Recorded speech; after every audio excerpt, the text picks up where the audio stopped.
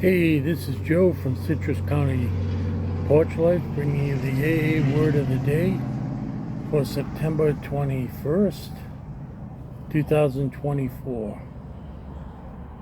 And this is the quote from Alcoholics Anonymous, the big book, page 84. We will suddenly realize that God is doing for us what we could not do for ourselves. Here's the Daily Reflections Commentary. The last promise in the big book came true for me on the very first day of sobriety. God kept me sober that day and every other day. I allowed Him to operate in my life. He gives me strength, courage, and guidance to meet my responsibilities in life so that I am able to reach out and help others stay sober and grow. He manifests within me, making a channel of His word, thought, and deed. He works with my inner self while I produce in the outer world. For He will not do for me what I can do for myself. I must be willing to do His work so that He can function through me successfully. Well, this certainly reflects my experience. That last promise, we will suddenly realize that God is doing for us what we could not do for ourselves, came true in our life. From that very first day, March 4th, 1991, when I attended my first AA meeting. And this says the last promises, but it's part of a bigger, unofficial, because there is nothing designated as the promises in AA. But I'll read this again because it's important, and it's read at almost every Alcoholics Anonymous meeting I've ever been to. If we are painstaking about this phase of our development, we will be amazed before we are halfway through. We are going to know a new freedom and a new happiness. We will not regret the past nor wish to shut the door on it. We will comprehend the word serenity, and we will know peace. No matter how far down the scale we have gone, we will see how our experience can benefit others. That feeling of uselessness and self-pity will disappear. We will lose interest in selfish things and gain interest in our fellows. Self-seeking will slip away. Our whole attitude and outlook upon life will change. Fear of people and of economic insecurity will leave us. We will intuitively know how to handle situations which used to baffle us. We suddenly realize that God is doing for us what we could not do for ourselves. Are these extravagant promises? We think not. They are being fulfilled among us, sometimes quickly, sometimes slowly. They will always materialize if we work for them. And I can tell you, at that first meeting, this was read. And when it gets to this, we suddenly realize this here quote. The speaker suddenly stops at the end of the sentence. Are these extravagant promises?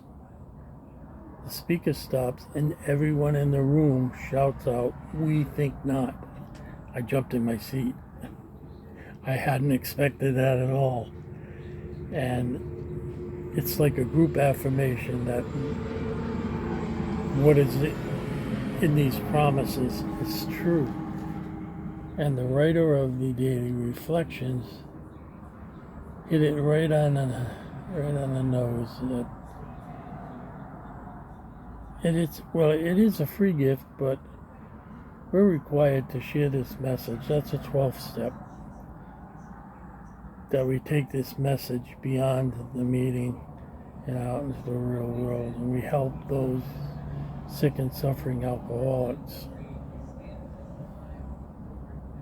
It's wonderful when you see, you read so much and you go to so many meetings, but it's wonderful when you get a reading that puts it all together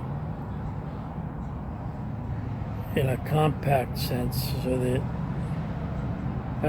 these promises reflect everything that the books promise.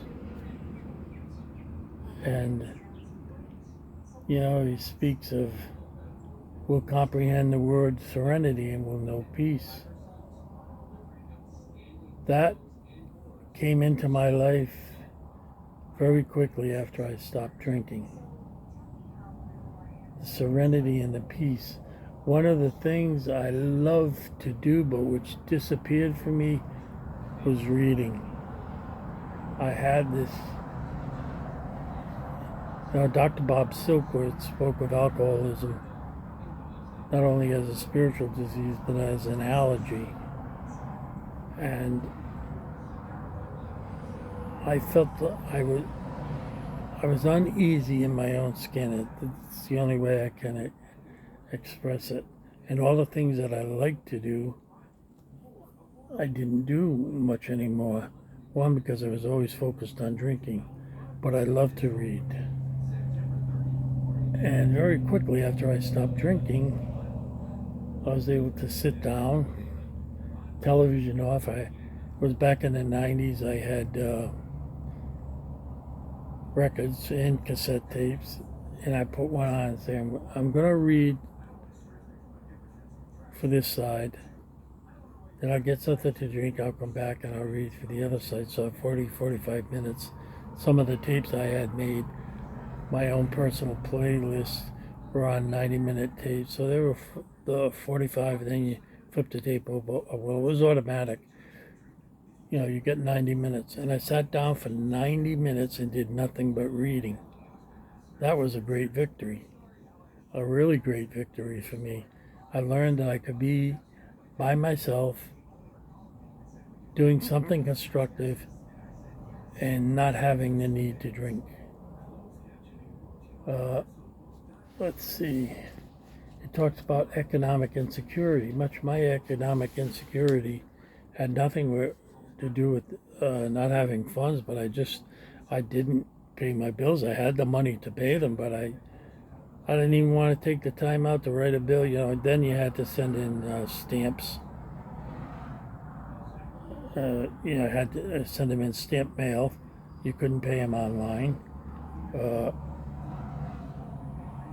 So it was just like a big bother to me. I didn't want to do it. And feelings of uselessness and self-pity will disappear. Well, shortly after I stopped drinking, I decided that one of the things I had always wanted to do was to learn Russian. My best friend Bob decided not to go to college. He was on a swimming team with me, and we've been friends since, 5 or 6 years old. And he didn't want to go to college. He joined the Air Force, and they sent him to college. They sent him to an immersion program in Russian, and he became a very high security job in Bedford, England, at a place called RAF Chicksands. It was a high security base, and he listened all night to Russian broadcasts. When they sent him to the immersion program, it was a bunch of guys, all they ever spoke was Russian. And I went over to see him there. And I gotta admit, I didn't know what the rules of the Air Force were at the time, but somehow I got on the base. I went over on Labor Day weekend, and there was a Marine at the U.S. Embassy in London, and I told him I wanted to see my friend. He looked him up. Oh yeah, he's at RAF Chicksands, and I told him we swam in high school. We were just, chatting and everything. So he gave me a pass to get on the base, and I get in big trouble for that. Not trouble, but the guy wanted to know how I did it with such ease. I just walked on, and but anyway, what I did when I stopped drinking is I took 4 years of Russian history, and 4 years of Russian literature, and not all in translation either. So that was part of I had all this stored up energy. I just wanted to do things. And what I did when I learned the Russian, I helped, what they used to call them refuseniks, mostly Jewish refugees from the old Soviet Union, who came to the United States, and they had no idea how to shop, how to, where synagogues were. And I'm not Jewish, but I took them there. I got them in touch with rabbis. I showed them how to shop. In the old Soviet days, the women would carry around a little bag, and it was like, just in case, just in case there was a sale or something that they needed, they'd throw it in the bag and get it, because they weren't always available. So that's another thing I did. I immediately started volunteering, and I went with groups that talked to other groups, and that got me speaking a lot. This is like a year after sobriety, because I'm ordinarily not a very gregarious person. You can tell I stumble a lot during these videos. But I thought I had a message to give, and they'd send their group into our group, and they would speak, and we'd go out to them, and that's how we did meetings. And it was wonderful. I loved it. It gave me a little more self-confidence. People would come up to me and say, "You just told my story." Made me feel good. Fear of people and economic insecurity, believe as I had that, a fear of people. Towards the end of my drinking, I didn't want to interact with anybody. More and more people were telling me, "You're drinking too much." So I said, bullshit, and I stayed home, and I drank at home. And like I said, I didn't really have economic insecurity, but I created my own jackpots with not paying bills and paying late fees, and it was useless. It was crazy. And we intuitively know how to handle situations.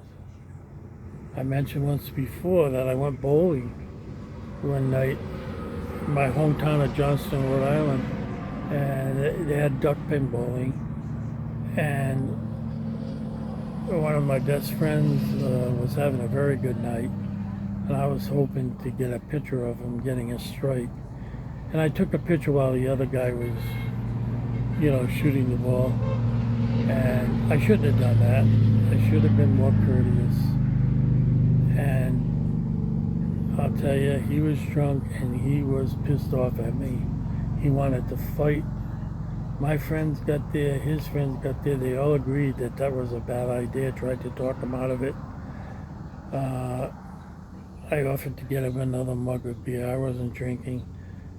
And it went on for a while. And finally his friends convinced him that I didn't mean to offend him, and that I was actually a nice guy. And so I learned how to handle things. Had I been drunk, I would have fought him, and probably both of us would have got hurt, because he wasn't a big guy, and I'm 6'3". You go between 220 and 240, and so. And then the great hope here that our problems will be able to be solved in these promises. The last promise, the last sentence of the promises, is they will always materialize if we work for them. With the emphasis on work. You just don't sit back watching television and say, "I want my life to get better." Because that's what you did when you were drinking. Sit back, watch a football game and say,